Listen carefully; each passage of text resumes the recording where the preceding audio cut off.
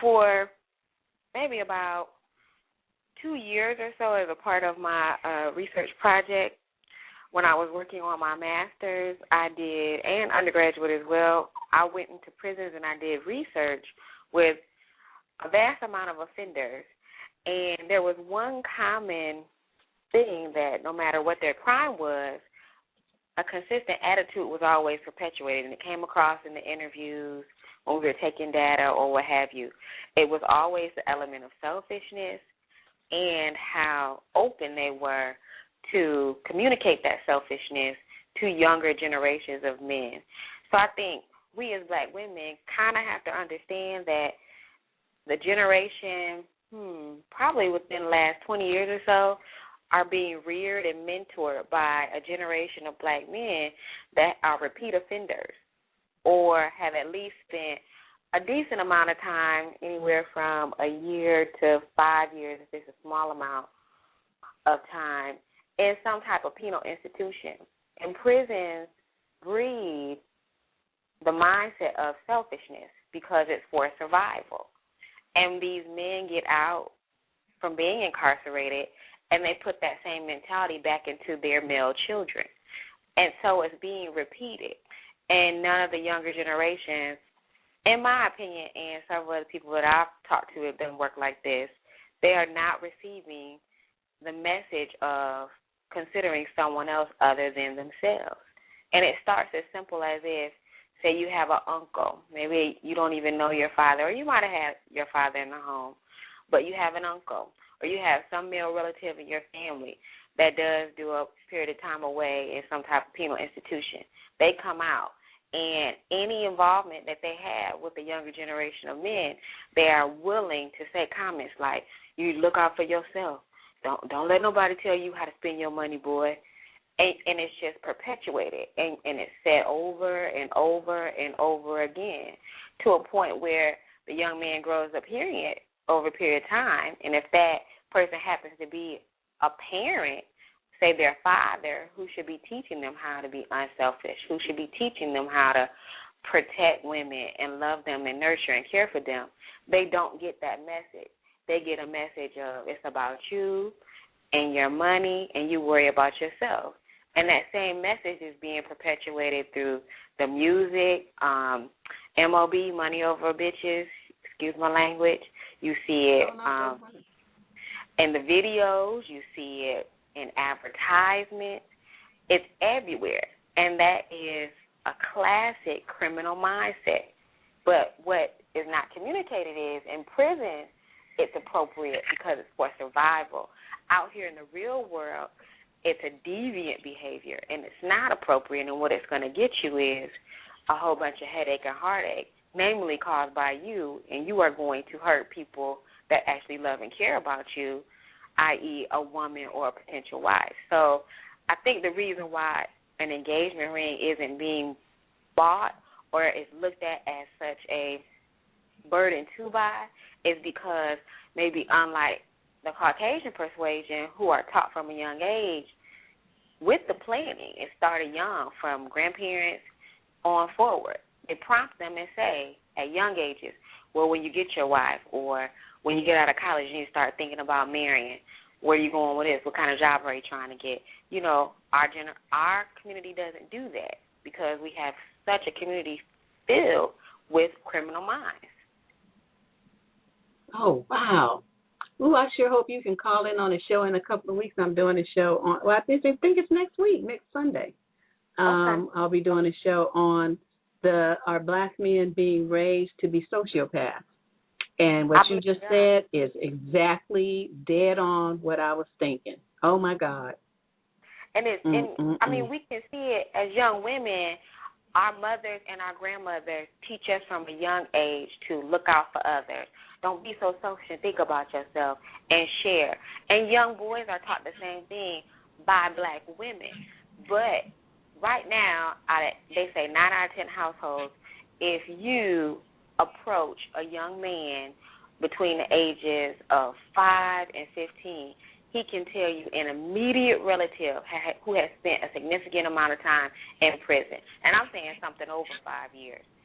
If it isn't over 5 years and that male relative is not currently there, then they're in the home, recently released, or they've at least did 1 to 5 years repeatedly, somewhere, some shape or form, due to a crime. So you don't have a generation of young men who are growing up to be adult men who are teaching and setting up guidelines for other young men to follow of unselfishness. So it's not a matter of why, it's a matter of why wouldn't it be? And until we get men who can get themselves together and stay on the straight and narrow and not look at crime as a way to come up, we as black women need to back off, because we are going to end up killing our gender, trying to keep supporting people who are self-destructing.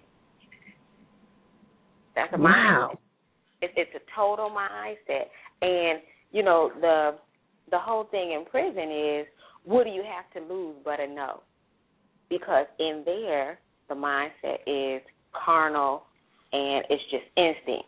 I am doing this just so I can see tomorrow. I am doing this because I have to watch my back at every shape, you know, every turn of the corner. When you are released from prison, that mindset is not just taken away. It's there for every year. And you know, black women, hear me, this is so serious.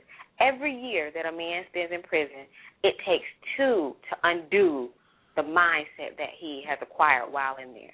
So if he's in there 5, it usually takes 10 for him just to get back to a level of being able to express sympathy, express compassion.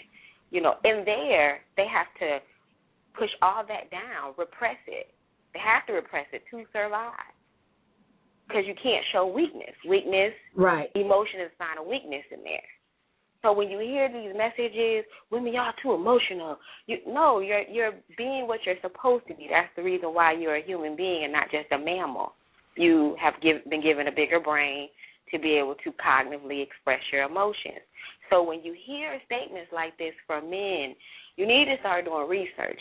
If they haven't been in prison, you need to find out who they're directly connected to that has been.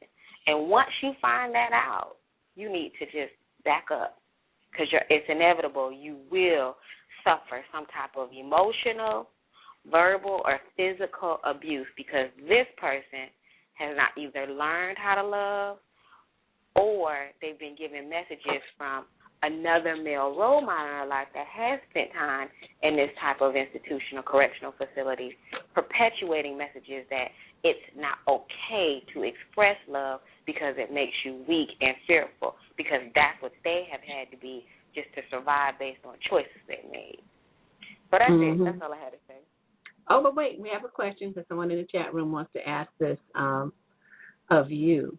What do you think the black woman should do as far as dating? I think black women should do their research. I can't emphasize how important getting to know the family dynamics of a man is first. I'm not saying that you should rush him into meeting his mother, but you need to quiz him and really kind of do your own genial background type deal. Who's been married in the family? Are they still married? You're not so much looking for, to say you come from good stock, stuff like that. It's more to see, has he been able to have concrete role models that have modeled relationships that are consistently good? Because just because someone is married, it could be a dysfunctional marriage, but you want to look for consistently good. And if you see that where, you know, you're asking questions, your parents still married, okay, what they do for their last anniversary? It's an innocent enough question that won't throw him off guard, but how he responds about how whatever his dad or mom, you know, did for the anniversary will let you know if he has seen a male role model in his family openly communicate his love for that woman. Perfect example, I find like a lot of people are surprised that pretty much all of my aunts and uncles are married in my family and still married. They had one wife, that's it.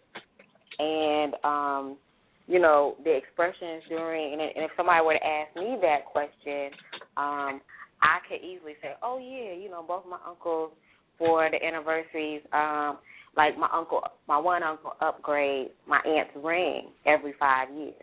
Mhm. And when that's they what got I thought married, was appropriate. right? And that's very if people want to say old school, but in actuality, it's not so much old school. It's an appreciation. It's my progression. As my income progresses, I'm showing I want to share it with you. And, you know, a mature man understands, yeah, jewelry may not be important to a man, but if it's important to my woman, I would do anything to put a smile on her face so she can be happy, because when mommy's happy, everybody's happy. Yeah, but these young guys, like you said, don't seem to understand that concept. They want it to be about them 100% of the time. And with very little concern, as I noticed today, for what the woman's needs are, they just totally discount and dismiss hers with name-calling and negativity, when in reality it's like you're talking about her joining forces with you as your wife. You're supposed to be a team. You don't look at her in a negative way. And if that's what you really think about her, then you have no need to marry her. None. She has none to marry you either. Right. Well, when your role models are criminal minds, where they've always perpetuated a me mentality, let me go get this money. I can't let nobody come between me and what I'm trying to get to. You know, they're happy to spend $5,000-$6,000 on a TV, but you can't fathom spending money on a piece of jewelry that will maintain its value throughout time, because diamonds don't depreciate. Yep. I don't know if they know, but, again, it takes a certain level of education and a certain level of, again, I'll go back to role models and examples who can communicate that to you. You know, a foolish man is someone who comes up with his own rationale and thought with nothing to back it up. And women, we really have got to start getting on the ball, and you have to almost look at your dating and mating as self-preservation of your DNA and who you are. Psychology Today released an article last month, if you want to check it out, that talked about the X chromosome they've determined is a determining factor for intelligence. So any woman who is, has two X chromosomes, what she is receiving is the DNA off that X chromosome for all the women in the line of men on her all the women from her father's side. So, for example, the man determines the sex of the child. So if he has a girl, he's giving her an X chromosome. That X is a derivative of the X from his mother and then from the grandmother and so on and so forth. So they determine that the intelligence does come from women. So if you are a woman, the reason why women are smarter than men, I'm sorry to tell y'all that, is because we have two X chromosomes. And the reason why men, if they do have a higher level of intelligence, they figured out, and the article will back it up, that that man's mother gave him an X chromosome, so she had to be intelligent as well. If his mother is not that intelligent, then 9 times out of 10, he's not going to be too intelligent either. Ooh. So women, we the shit. And y'all need to really realize that. So now it's scientifically backed up that the X chromosome determines your smarts. It determines your intelligence and your logic and your reasoning capability. Wow. Well, I sure hope you can call in on the Sociopath show and repeat some of this, because especially the thing about the prison, because with such large numbers of young black men in prison, this is going to be a problem. This is going to be a problem for women, and I don't see it changing anytime soon. No.